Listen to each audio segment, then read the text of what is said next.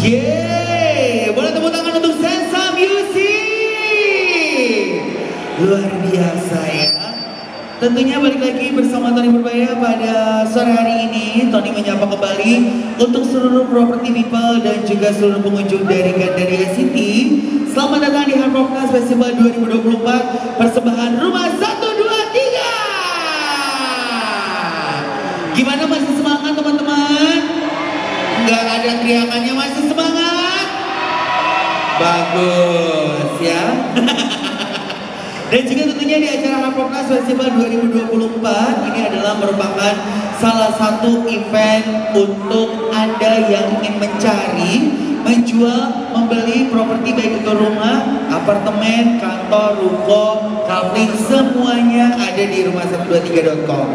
Dan juga jangan lupa untuk Anda semuanya di sini ada project properti, ada puluhan ya project properti yang tentunya juga menawarkan banyak sekali promo serta hunian-hunian idaman Anda, dan juga bisa langsung datang ke booth-boothnya untuk tanya-tanya, untuk ngobrol-ngobrol, untuk konsultasi secara langsung. Dan juga selain ada banyak puluhan project properti ya dari beberapa developer yang sudah ikut serta di acara kita, ada juga yang non developer ya, jadi langsung ditanya aja. Nah, kali ini tentunya di acara Harpopnas Festival 2024 Tony gak sendirian lagi nih. Kita akan ada sesi talk show yang keberapa? Yang keempat ya. Dan juga untuk narasumber kali ini sudah pasti keren dan juga ahli di bidangnya. Karena untuk tema kali ini adalah kita bahas tentang cara mewujudkan body goals dengan cara yang tepat ya. Semuanya pengen body goals? Pengen body goals? Pengen kayak siapa? Kayak Adera ya. Tapi sayang yang datang ini kakaknya. Bukan Aderanya ya. Baik. Jadi hari ini Tony akan ngobrol-ngobrol dan juga akan langsung saja. Tapi sebelum Tony mengundang, beliau merupakan fitness development training dari Celebrity Fitness. Dan juga beliau merupakan memiliki fitness certification dari Australia Institute of Fitness, Functional Equipment, boleh tepuk tangan dong. Dan juga Medical First Responder, dan juga Participation Asia Fitness Conference. Wow, jadi memang sudah ahli di bidangnya ya. Langsung saja boleh tepuk tangan yang paling meriah untuk Bapak Diki Ramadhani. Baik, boleh Bapak mic-nya sebelah situ, coba boleh di mic nomor berapa?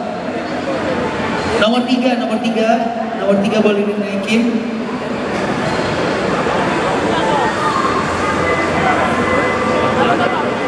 Oke, boleh tepuk tangan dulu dong untuk Bapak Diki Ramadhani. Sebelum kita ngobrol-ngobrol, boleh sapa dulu Pak seluruh property people yang ada di sini. Property people. Oke, selamat sore property people. Apa kabarnya? Baik, sehat semuanya ya. Sampai dengan jam sekian semangat. Harus semangat. Harus semangat. Boleh tepuk tangan sekali lagi dong ya.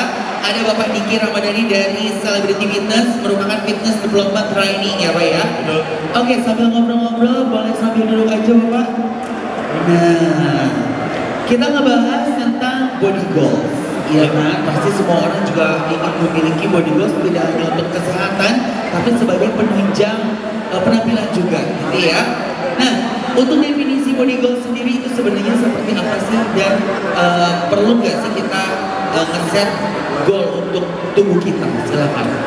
Baik, terima kasih Mas. Jadi kalau terkait dengan body goals, diharapkan kita semuanya harus punya pertama impian.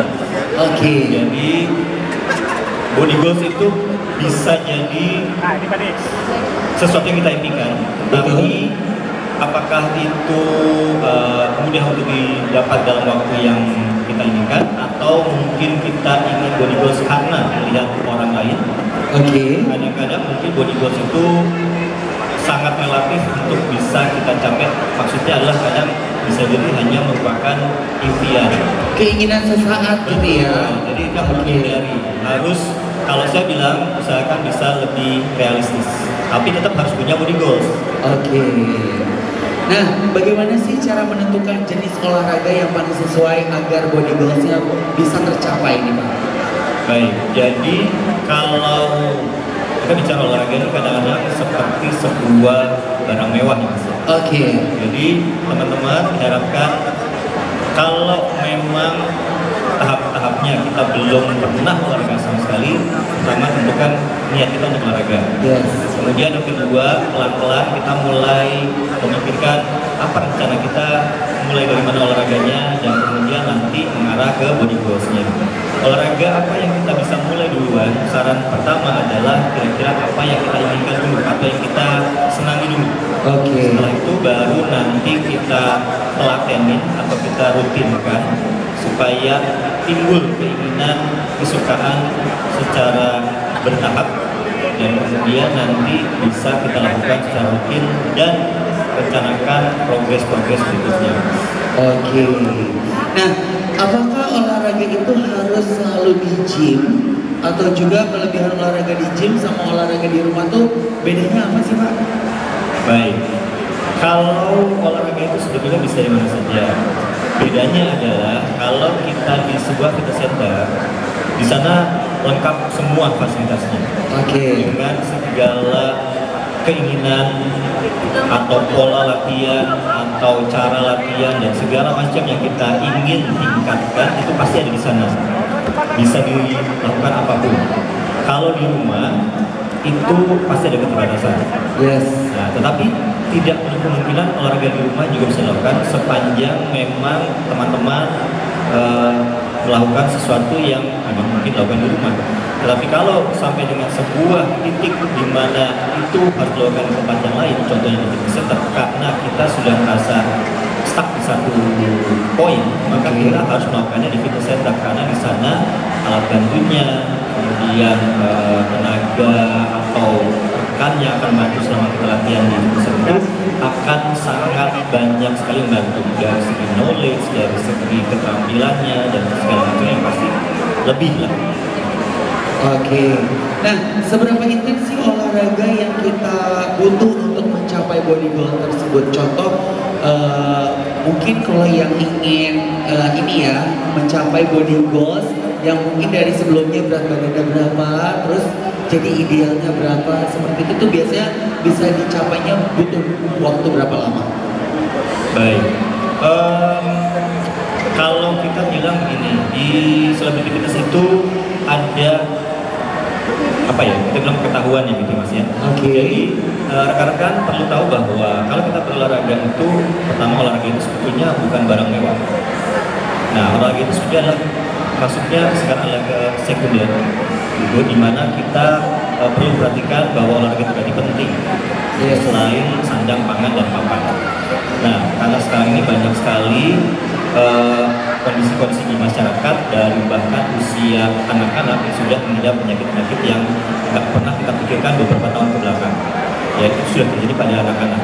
Nah, sekarang kalau kita tidak ingin mengalaminya, berarti kita pertama harus perhatikan apa saja jenis-jenis atau tahap-tahap kita berolahraga. Yang pertama, bagaimana kita memikirkan olahraga untuk jantung. Oke. Yang kedua, bagaimana kita memikirkan olahraga untuk otot-otot kita. Kemudian bagaimana kita memperhatikan fleksibilitas tubuh kita. Jadi kalau di Celebrity Fitness itu ketiga tahapan yang tadi saya bilang itu juga sudah saya sangat sederhanakan supaya teman-teman semuanya bisa memahaminya dengan sangat mudah. Satu, olahraga jantungnya dengan cara seperti apa. Yang kedua, olahraga untuk meningkatkan daya tahan dan kekuatan tubuh kita seperti apa. Dan kemudian bagaimana tubuh kita untuk bisa nyaman bergerak dengan cara seperti apa. Oke. Nah, seberapa penting sih Pak untuk selain olahraga nih, nutrisi-nutrisi apa tentunya yang harus diperhatikan dalam mencapai body goals? Baik, jadi rekan-rekan sekalian perlu ketahui bahwa kita olahraga itu pasti akan membuang banyak kalori. Kadang-kala kita berpikir bahwa olahraga itu melelahkan, kemudian timbul rasa lapar, maka kemudian balas dendamnya makan yang banyak. Betul. Padahal yang kita makan itu harus betul-betul kita pikirkan agar apa yang sudah dibuang, dalam arti yang dibuang itu karena kita olahraga, kalori yang terbuang cukup banyak, maka yang digantikan harus worth it, berharga. Jadi jangan asal makan. Contohnya misalnya yang digunakan selama olahraga itu adalah energi yang berasal dari karbohidrat contohnya. Nah, karbohidrat apa kira-kira yang cocok untuk kita konsumsi supaya apa yang sudah kita keluarkan tadi, sudah kita buang, sudah kita jauhkan dari tubuh kita, masuknya lagi sebagai pengganti itu sesuatu yang positif, yaitu misalnya karbohidrat yang seratnya tinggi supaya kita merasa kenyang lebih lama dan tidak mengandung banyak kalori-kalori atau juga jenis-jenis fat yang tidak dibutuhkan lagi oleh tubuh kita karena kita sudah ingin menjadi lebih sehat. Kemudian karbohidrat itu sebagai sumber tenaga. Jadi kalau misalnya teman-teman sudah olahraga dengan sangat baik, butuh sumber tenaga, jangan justru menghindari karbohidrat karena kadang-kadang ada salah asumsi di masyarakat nggak mau makan karbohidrat, nggak mau makan nasi gitu ya. Betul, padahal kita tidak bisa menghindari makan nasi, cuma tinggal kita atur saja kita makan porsinya, besarannya atau pilihan-pilihannya mungkin. Jadi karbohidrat harus masuk. Karbohidrat tidak bisa digantikan dengan konsumsi banyak contohnya daging ayam misalnya, karena kita berpikir protein yang dapat dari daging ayam atau telur dari ayam itu akan sangat dibutuhkan oleh tubuh kita karena kita udah olahraga mati-matian, maka rasa-rasanya protein lah yang paling tinggi dibutuhkan. Padahal enggak, itu maksud saya. Protein masuk, tapi tenaga yang kita butuhkan enggak berasal dari protein. Protein itu akan membantu recover atau rehabilitasi dari serabut-serabut otot yang rusak saat kita olahraga tadi. Kebutuhan tenaga kita tetap harus datang dari karbohidrat tadi. Dan satu lagi yang kadang diasumsikan salah oleh masyarakat adalah fat.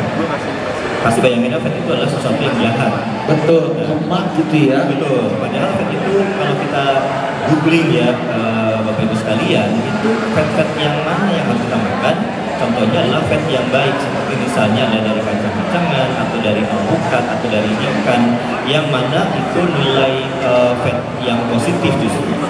Mungkin asumsinya fat itu, jadi kasarnya fat itu jadi selalu kena getahnya mas, sebagai benda yang jahat, padahal nggak selalu begitu. Dan itu fat itu penting loh Bapak Ibu sekalian.